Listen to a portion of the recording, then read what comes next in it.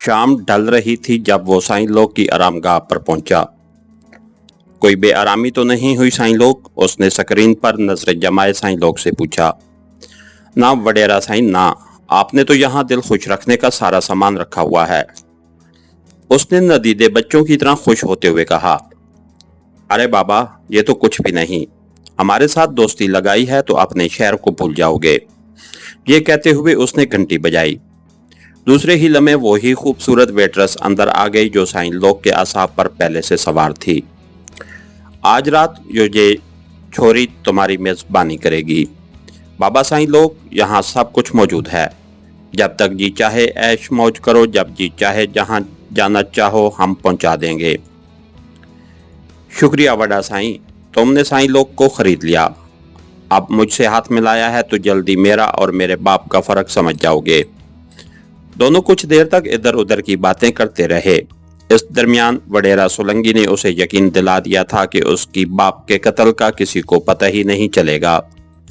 अच्छा साईं लोग, मैं चलूं? तुम अपना गम हल्का कर लो, अभी तुम्हें अपने वड्डा साईं का मातम भी तो करना है। दोनों ने एक साथ शैतानी कहका बुलंद किया और वडेरा सोलंकी वहां मौजूद फाहिशा को उससे मुतल्लिक जरूरी हदायत देकर चला गया।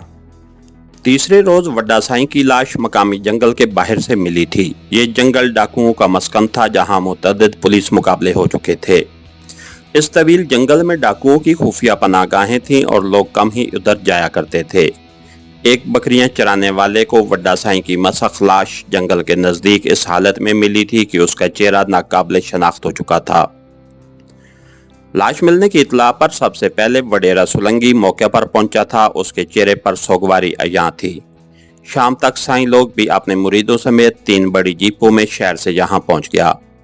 मानिक शाह ने तो बाकायदा आंसू बहाए थे।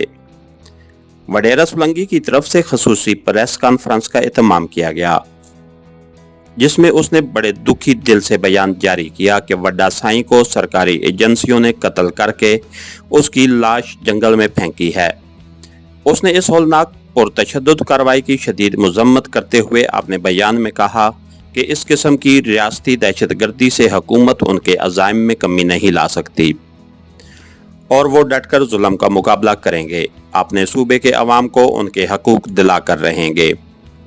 बयान के आखिर में उसने कहा कि हुकूमत हमें आखिरी कोने तक ले जा रही है, जिसके बाद वापसी का कोई रास्ता बाकी नहीं बचेगा और ऐसे ओछे हथकंडों से अवाम के हकूक गज़ब नहीं किए जा सकते।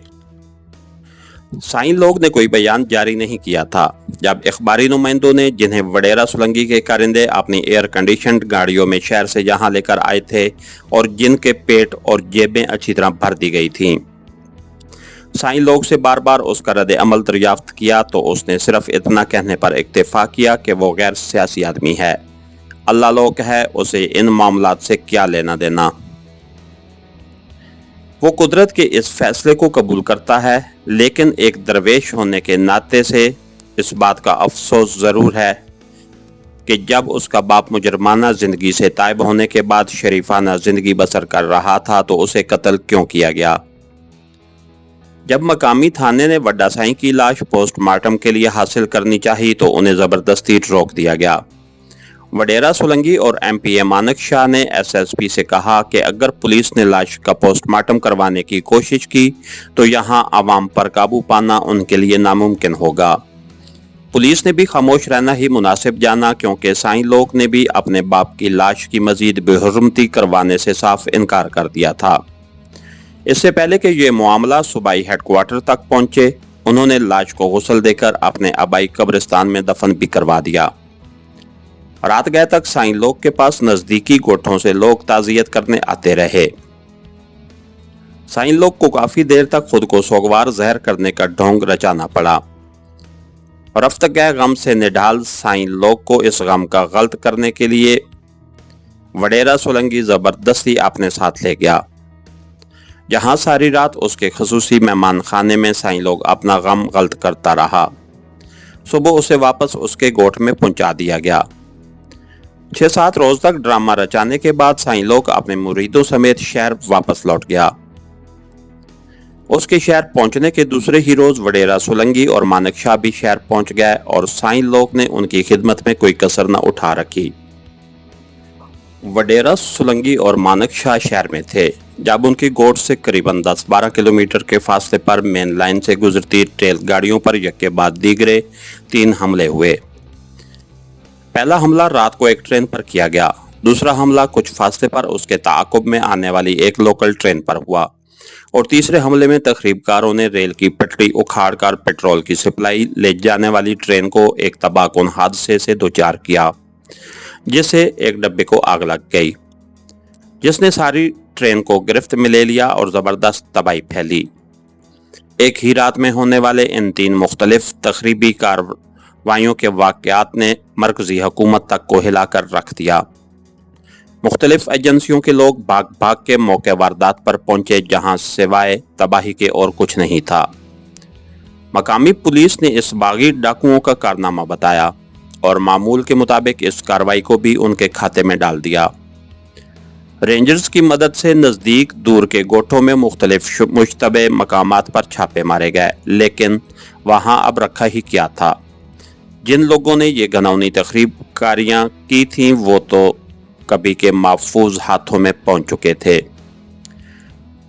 जिस पुलिस पर तहकीकाती एजेंसियां एतमाद कर रही थीं वो रियासत से ज्यादा वडेरा सोलंकी और उसके मुतल्लिकीन से मुखलिस थी, जहां से उन्हें एक दिन में उनकी 1 साल की तनख्वाह से ज्यादा पैसे मिल जाया करते थे।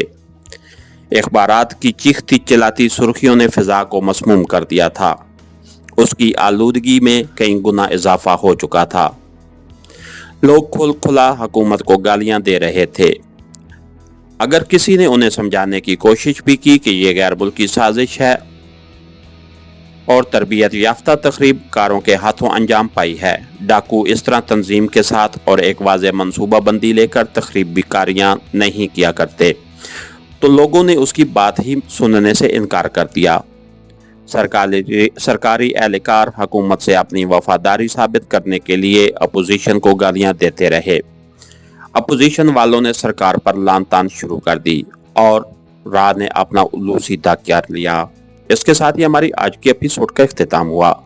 कहानीगर चैनल को लाइक कीजिए, सब्सक्राइब कीजिए और बेल आइकन को प्रेस कर दीजिए ताकि हर आने वाली नई वीडियो आप तक बर वक्त पहुँच सके। शुक्रिया।